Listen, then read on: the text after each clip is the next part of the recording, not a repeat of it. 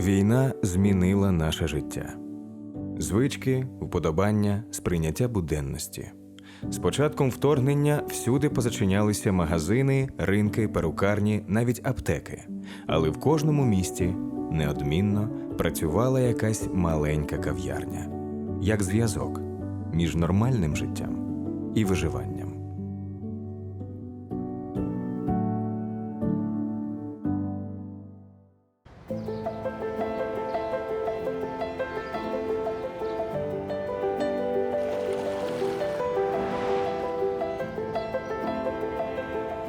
Що особливого в Черкасах? Це Дніпро, яке в деяких місцях не видно меж.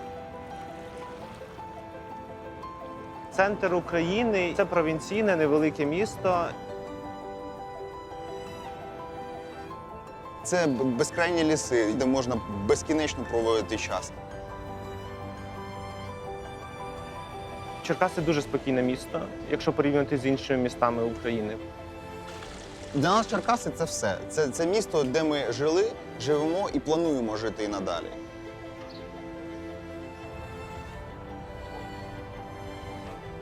І в Черкаси приїхало дуже багато людей на початку війни.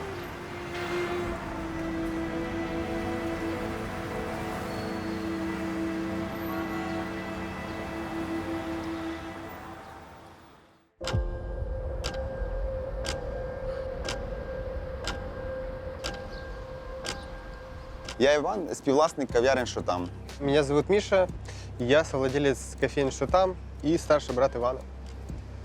24 февраля мы приняли решение, что мы открываемся, потому что важно было прийти на кофейню и увидеть глаза людей, которые находятся в такой же ситуации, которые не падают духом, и получить вот эту каплю поддержки, даже не словесно, а просто посмотрев другому человеку в глаза. І в ці дні дуже важливо було, з якою емоцією подається кава від наших барист. Це були ті очі, які були готові бачити людей. І це було те приємне доброго дня, яке в цей час було дуже важливо. Доброго дня. Так, звичайно, доброго дня. Гості, які у нас постійні, вони з нами залишалися від першого дня війни до сьогодні. І їхні обличчя, бачите, для нас це прямо от як малесенька віддушина, коли ми знаємо цю людину, ми раді її бачити. Буде собою чи тут? Так как, к счастью, в нашем городе не было каких-то сильных прилетов, скажем так, ощущение войны у нас, конечно, немножечко другое, чем в других городах.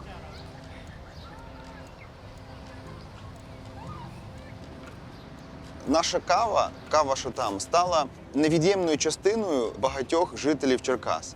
Вони заходять сюди зранку пити кави, тому що це перед роботою, заходять в обідню перерву, тому що це вже ритуал, який типу, ну от, а як без кави «Що там?». Если сравнивать наш город с кофейным напитком, я бы, наверное, остановил свой выбор на чашечке эспрессо. Каждый, выпивая чашечку эспрессо, может подчеркнуть для себя что-то свое и запомнится именно какая-то нотка.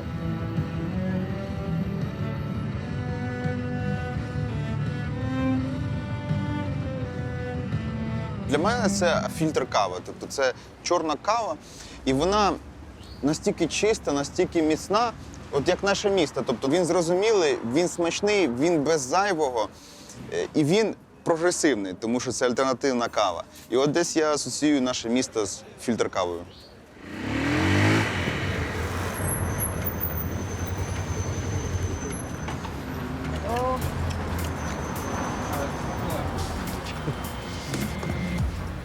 Що там?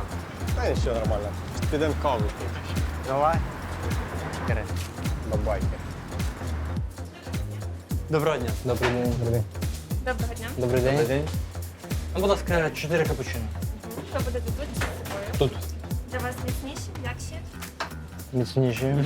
Добре. Всім привіт. Ні, ти скажеш? Давай, ти.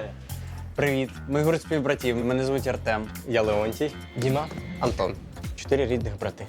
Ребят, с вашего позволения, так как вы такая крутая команда, такая крутая группа, хотели бы от нашей тоже команды поблагодарить вас, угостить кофе, если вы не против. Дякую, нам дуже приємно. Спасибі. Спасибо огромное за то, что прославляете наш город. Блин, круто. Спасибо вам за каву. Васі капучино, будь ласка. Дякуємо. Смачного. Спасибі. Як в Черкасах вітаються люди? Привіт, що там? Та нормально, а ти що там? Це чому називається так ця кав'ярня? Якщо порівнювати наше місто Черкаси з кавою, для мене це однозначно капучино, просто тому що я люблю капучино, я люблю Черкаси. Я би порівняв з якоюсь самою простою кавою, тому що одна з фішок Черкас – всі вулиці ось так побудовані хрест-нахрест. Да? Можна, як в Америці, зробити, щоб у нас були тільки стріт, а перпендикулярно їм це авеню.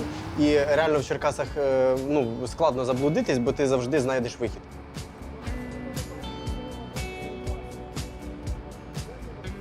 Черкаси і музика це для нас такі нероздільні речі.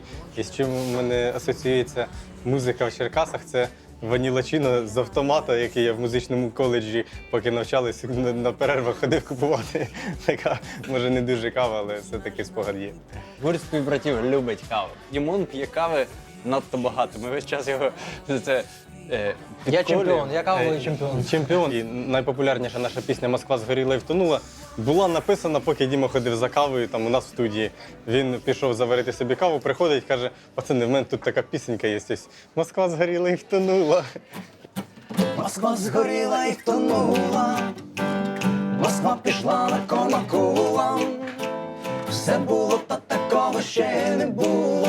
Ну все, поплакали і забули.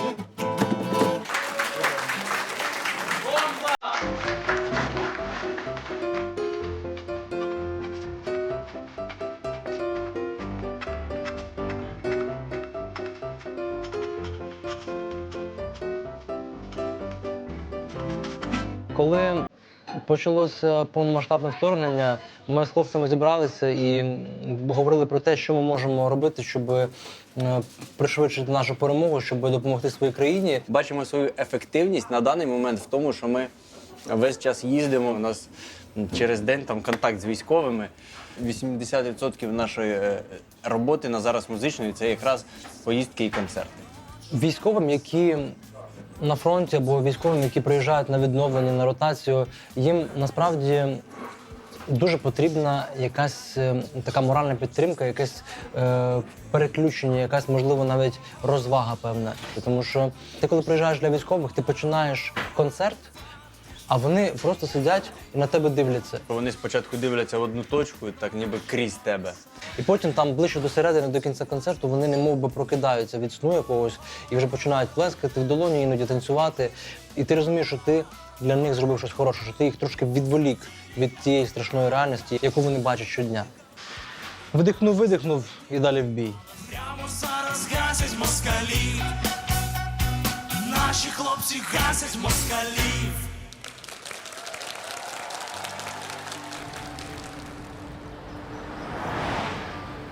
Перші дні війни у нас були складні, у нас багато барист виїхало. Залишився невеличкий колектив, але коли ми зрозуміли, що гості є, гості хочуть десь знайти оцей острівець захисту, острівець спокою. І коли приїхало багато з Києва, з Харкова гостей, ми зрозуміли, нам потрібно працювати. Кофе во время войны – это не про кофе. Это про ту надпись на стаканчике с побажанням мирного неба. Это про ту улыбку, которую дает бариста. И гости отражают это баристам. Перший час він був складний морально з усіма повітряними тривогами, коли ми спускалися в підвали. Але от, мабуть, цей момент нам дав якусь силу внутрішню. Ми стаємо сильніші з цим. І було важко морально, але як на даний момент бачите, ми не зупинились ні на один день.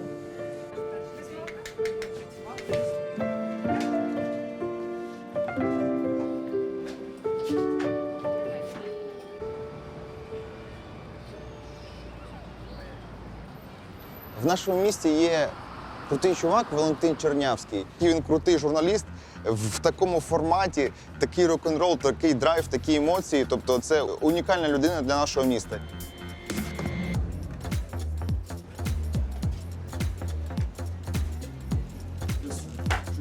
Ох, тут жарко, можна через оператора. Опа! Неочікувано. Доброго здоров'ячка. Кава – це заряд бадьорості. Зранку, якщо ти не вип'єш каву, то ти будеш ходити весь день таким чамренем. Кава – це як привід для того, аби зустрітися з хорошими людьми. А зараз треба спілкуватися частіше, бо хто знає, що буде завтра. Я 24 лютого, от якраз 24 лютого, взяв навіть Блаблакар, мав їхати до Києва, вже підписувати договір на оренду квартири, мав переїжджати в Київ. У мене був вже проектик, і мене вранці будуть брат, каже, Валік, почалась війна.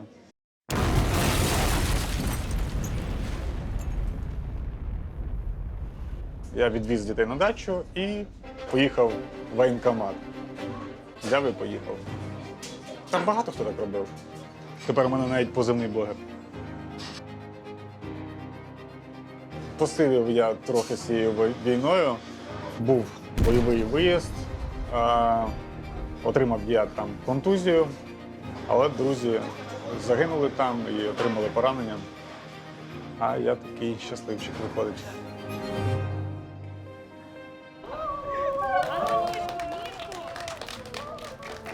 Ми усі маємо намагатися почуватися ніби в нормальному житті, тому що от у мене є побратим, так, з мого взводу. Для нього дико, коли він виходить в Черкаси, і тут люди п'ють каву, все мирно, тихо, все добре. Йому це не зрозуміло, тому що там ти бачиш смерті, там ти бачиш руйнування, там зовсім інше життя, і ось такий дисонанс, він декого напрягає, а мене зовсім не напрягає. Бо по факту ми і б'ємося за таке життя, так, щоб тут все було мирно і добре.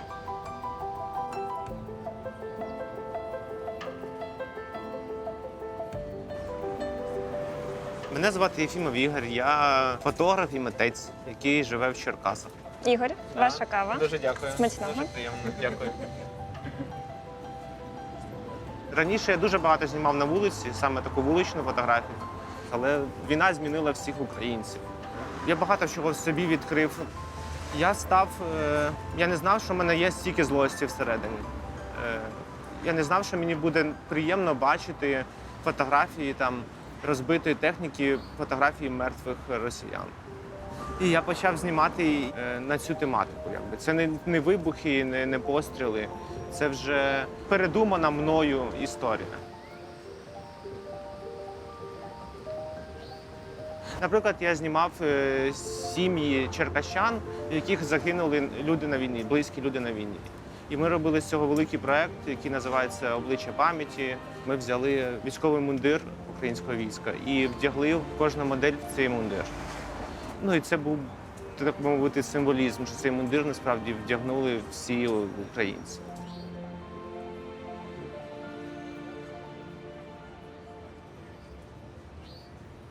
Мої роботи вибрав Черкаський фонд Миколи Бабака, свою колекцію з українського сучасного мистецтва.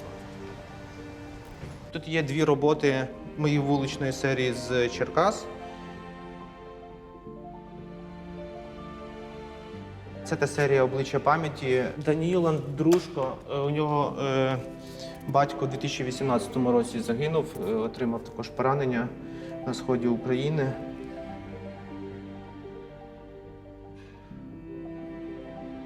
І ще є найсвіжіша робота. Це така лялька-мотанка. Це дружина одного з бійців, який був в Маріуполі в Азовсталі, який потрапив в полон. І ми робили з ними такий проект для того, щоб привернути увагу саме до цієї проблеми. І ось цю роботу також вибрала комісія. Також я радий, що вона залишиться в фонді в музеї.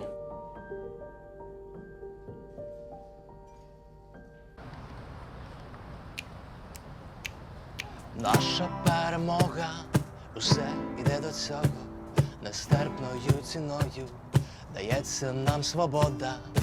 Після перемоги подякуємо Богу, полеглих пам'янемо і сльози ми утремо. Після перемоги піднімемо на ноги малого і старого, і не прозвучить повітряна тривога. Після перемоги